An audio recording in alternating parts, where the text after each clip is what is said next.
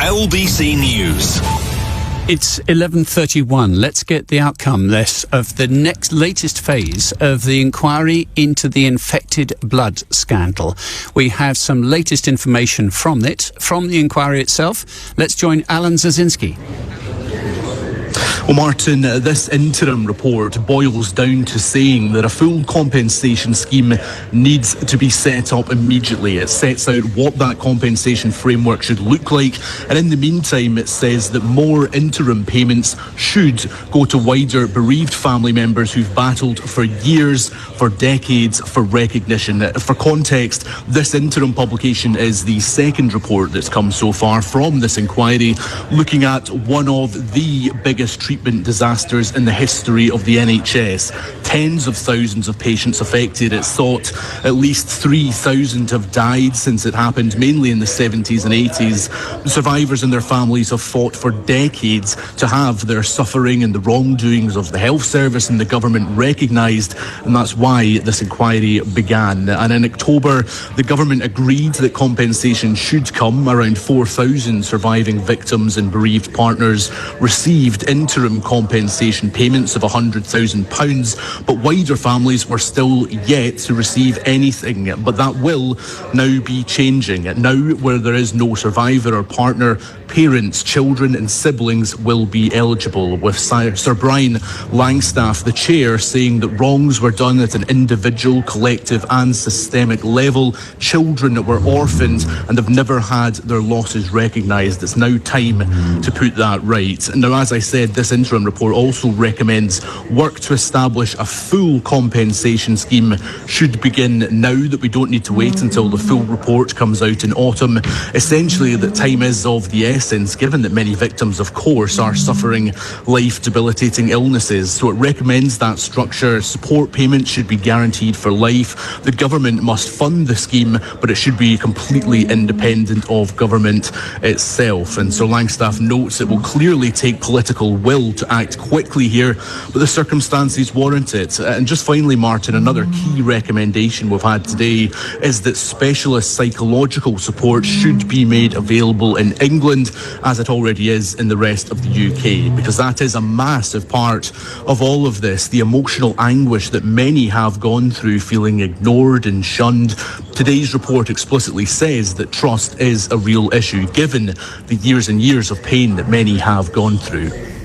Alan Zycinski, thank you very much indeed. And we'll hear more from the inquiry chairman in the coming moments, and perhaps more from the people and the families affected by all that.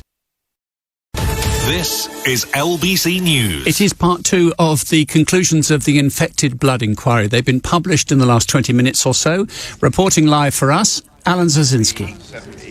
Yes, Martin. Well, what this boils down to today is we have had a compensation scheme, the recommendations for that scheme set out. It boils down to that needs to be set up now to recognise so many people, victims, family members that have suffered and battled for years, for decades, for recognition. And we've also heard today that there will be a widening of who is eligible for the interim payments. You'll maybe remember £100,000 interim payments for survivors and their partners. That's being widened now to children, parents and siblings as well. And I'm joined by a couple of guys here who have been involved in the hearings. 4 years of evidence it's been, we were just talking about. First of all, Ade Goodyear, just tell us, first of all, how you came to be involved in this inquiry.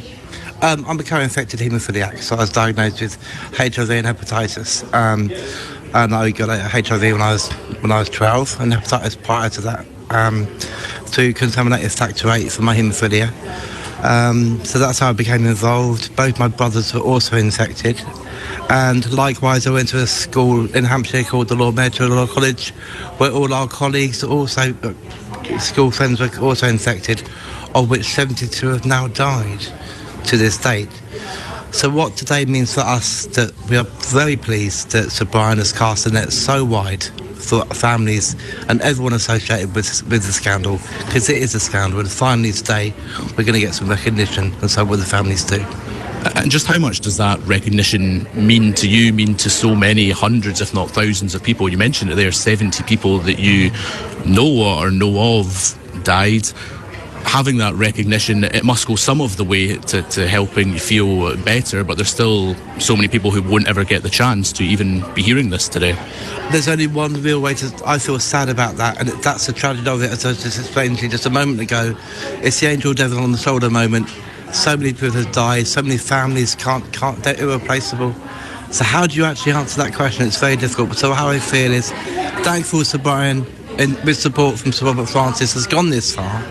But it is very difficult to keep your feet in both camps, so to speak, of how we do feel. But we're pleased today. And I'm joined by Gary Webster as well. Gary, if you could just remind us as well how you came to be involved in the inquiry.